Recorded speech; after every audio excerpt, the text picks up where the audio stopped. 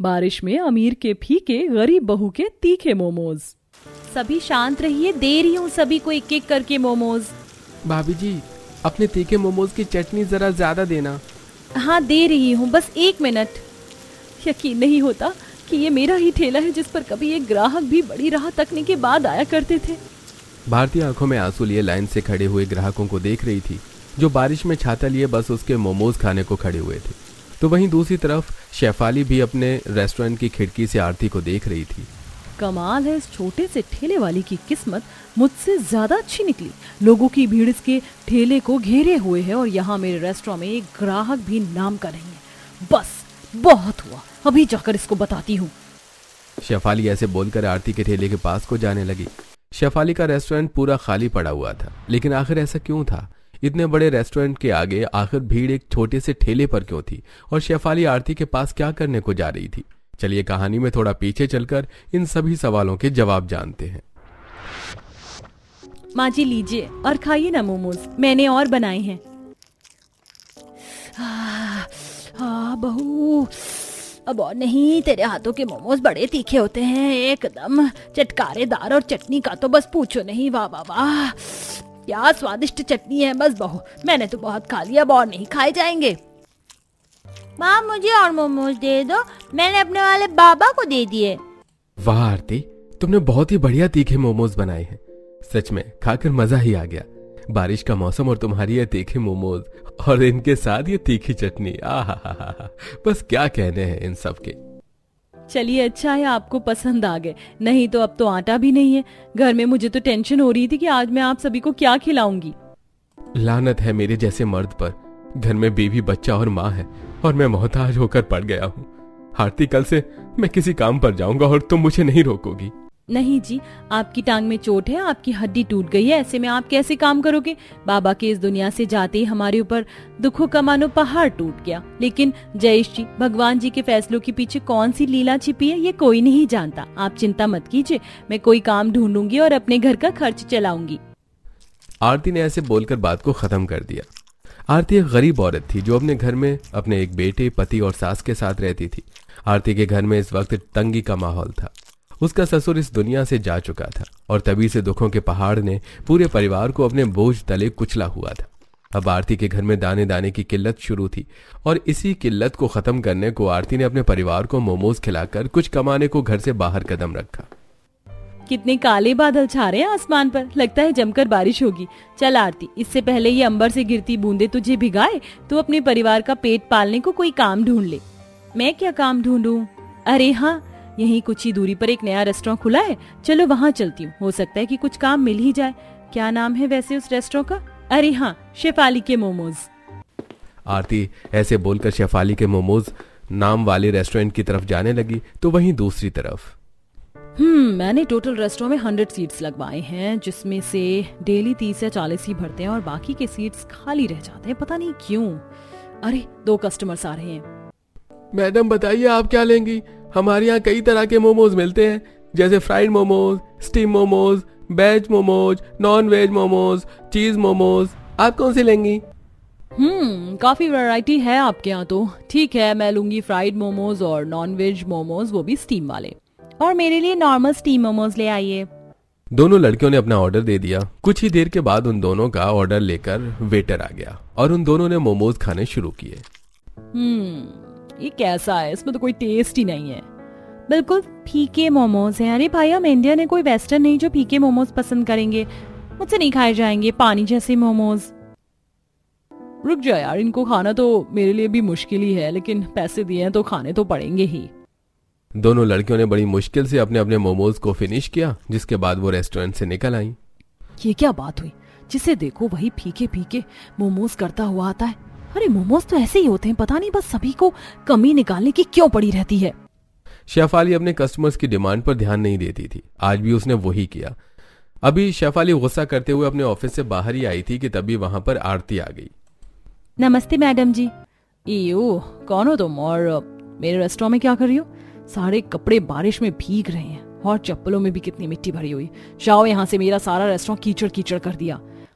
ऐसे ना बोलिए, एक बार मेरी तो बात सुन लीजिए। मैं जरूरतमंद हूँ मालकिन, मुझे कोई काम दे सको तो आपकी मेहरबानी होगी।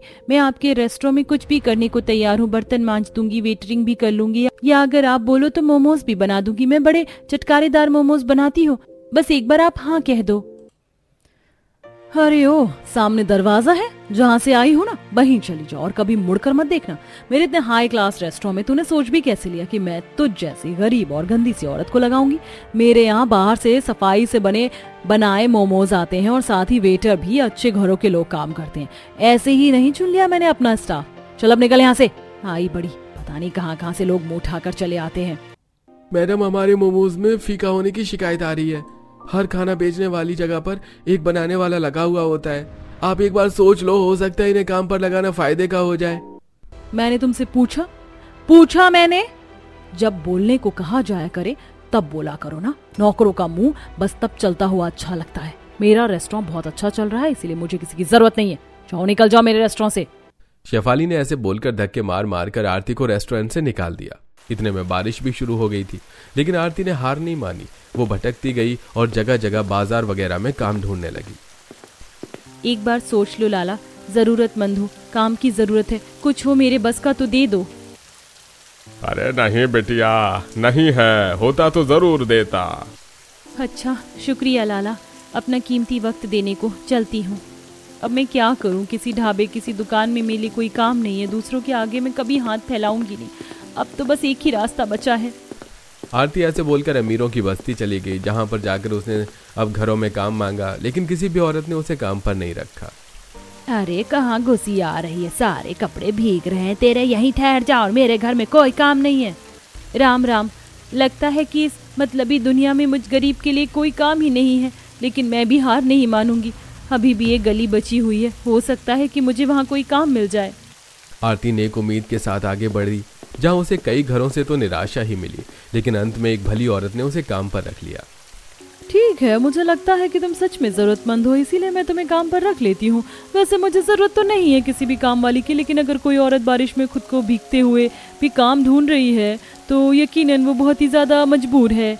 ठीक है आरती, कल से तुम मेरे घर पर काम पर आ जाना। शांति की बात को सुनकर आरती खुश हो गई। बस फिर क्या था, बारिश में भीगते हुए ही वो अपने घर पहुंची, जहां माना कि काम की तलाश में निकली थी, लेकिन ऐसे बारिश में भीगते हुए भटकने की क्या जरूरत थी? अगर तुझे सर्दी खांसी हो गई तो क्या होगा आरती? मुझे कुछ नहीं होगा माँ जी, मैं ठीक हूँ, आप मेरी चिंता मत करो। अब कल से मैं भगवान का शुक्र है काम करूंगी तो देखना माँ जी, सब कुछ सही हो जाएगा। सच में आरती तुम बहुत अच्छी हो, तुम्हारी जैसी पत्नी पाकर मैं तो धन्य हो गया हूँ। जयेश की बात सुनकर आरती बस मुस्कुरा दी। ऐसे ही दूसरा दिन भी निकल आया और आज आरती अपने घर के कामों से निपटकर शांति के घर के काम करने को चली आई। मालकिन, मैंने झाड़ू पोछा तो कर दिया है, और आप बता दें कि मैं और क्या करूं? पहले तो तुम मुझे मालकिन मत बुलाओ, तुम मुझे दीदी बुला लो, या फिर चाची भी कह सकती हो, मुझे अच्छा नहीं लगता। और अब तुम कुछ मत करो, क्योंकि बाकी के काम मैंने कर दिए हैं। आपने क्यों किए? मेरा मतलब, जब मैं आपके घर के काम करने को ही आई हूँ तो फिर आप काम खुद क्यों कर रही हो? क्योंकि मैंने तुम्हें बताया तो था कि मैंने तुम्हें तुम्हारी जरूरत पर रखा है, ना कि अपनी जरूरत पर। अच्छा, अगर कुछ करना ही है तो बारिश का मौसम हो रहा है, कुछ अच्छा सा अपने हाथों से बनाकर खिला दो जो इस मौसम का मजा दिला दे। ऐसे तो बस एक ही चीज होती है और वो है मोमोज। चलिए, मेरे घर वालों को मेरे हाथों के मोमोज बड़े पसंद है, तो आज मैं आपके लिए भी बनाती हूँ। आरती ऐसे बोलकर रसोई में गई और उसने मोमोज बनाना शुरू कर दिया। बारिश गिर रही थी, ऐसे में शांति की रसोई से बढ़िया महक उठने लगी और कुछ ही देर में आरती गर्मा गर्म मोमोज लेकर आ गई। वाह, शेप और सब कुछ तो देखने से काफी अच्छा लग रहा है, चलो खा कर देखती हूँ। आहा हा हा हा, आहा। शांति ने सी करते हुए कई मोमोज खाए और फिर वो बोली, वाह वाह वाह, क्या बात है आरती, ये मोमोज तो बहुत ही ज्यादा तीखे और टेस्टी हैं। सच में मैंने मेरी अब तक की लाइफ में ऐसे मोमोज कभी नहीं खाए। लो तुम भी लो। जी शुक्रिया मालकिन। आरती, तुम इतनी परेशान हो, घर में कोई कमाने वाला नहीं, तो तुम इतने अच्छे अपने हुनर को काम कर लो ना। क्यों इसके मेरे दरवाजे पर काम की आस लगाती हो? तुम तो मोमोज बेचकर काफी अच्छा कमा सकती हो। सही कहा आपने दीदी, लेकिन कमाने के लिए भी तो पहले पैसा लगाया जाता है। मोमोज में कैसे बेच लूं? मेरे पास अपने घर वालों को खिलाने को कुछ नहीं है। फिक्र क्यों करती हो? तुमने मुझे दीदी बुलाया है तो ये दीदी अपनी छोटी बहन की कुछ मदद भी तो करेगी ना। मैं दूंगी तुम्हें पैसे, बोलो कितने चाहिए? आरती, मुझे तुम ऐसे मेरे घर में काम करती अच्छी नहीं लगती। मैं तो तुम्हें बढ़ते हुए देखना चाहती हूँ। शांति की बात को सुनकर आरती की आंखें भर आईं। बस फिर क्या था, शांति ने आरती को पैसे दिए जिससे कि आरती अपना काम शुरू कर सके और फिर उसे बारिश रुकने पर घर वापस भेज दिया। अभी आरती रास्ते में ही थी कि शांति दीदी कितनी अच्छी है, उन्होंने एक अजनबी होते हुए मेरी मदद की। आह, ये क्या हुआ? क्या है? अंधी हो क्या? दिखता नहीं? कौन बोला?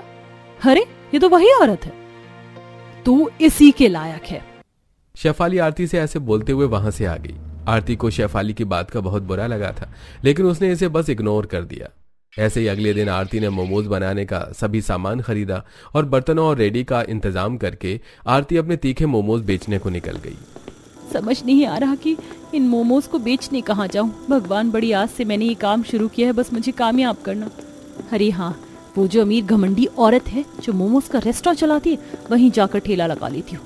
वैसे भी वो चलता हुआ रोड है, हो सकता है उस जगह जैसे वो रेस्टोरेंट चल गया वैसे ही मेरा मोमोज ठेला भी चल जाए। आरती ऐसे बोलकर अपना ठेला लेके रेस्टोरेंट के पास आ गई और वहां ग्राहकों का इंतजार करने लगी। काफी देर हो गई लेकिन कोई वहां नहीं आया। कितनी देर हो गई लेकिन कोई मेरे मोमोज खरीदने को नहीं आ रहा। अब क्या करूं? अरे नहीं, ये तो बारिश होने वाली है। आरती ने ऐसे बोला ही था कि तभी वहां तेज बारिश शुरू हो गई। आरती का ठेला तो छप्पर वाला था जिससे सामान भीगने से बच गया, लेकिन आरती खुद बारिश में भीग गई। अच्छी, हे भगवान, बारिश ने तो मुझे पूरा गीला कर दिया, लेकिन मैं हार नहीं मानूंगी। मैं भी यहीं रहूंगी जब तक मेरी थोड़ी बहुत बिक्री नहीं हो जाती। आरती ने ऐसे ही थोड़ी देर में और इंतजार किया और काफी देर के बाद वहां पर एक लड़की आई। अरे एक नई मोमोज वाली। मुझे याद है पिछली बार मैं इस रेस्टोरेंट में मोमोज खाने को चली गई थी और उनका टेस्ट जरा भी अच्छा नहीं था। चलो आज यहाँ के मोमोज ट्राई करती हूँ। जरा सुनिए, एक प्लेट मोमोज लगा दीजिए। देती हूँ, आप बस 2 मिनट रुकिए।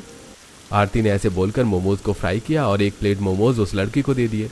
जैसे ही उसने बारिश में गर्मा गर्म और तीखे मोमोज को खाया तो उसे उनका स्वाद बहुत ज्यादा पसंद आया। ओह माय गॉड, ये तो बहुत ही ज्यादा टेस्टी मोमोज है।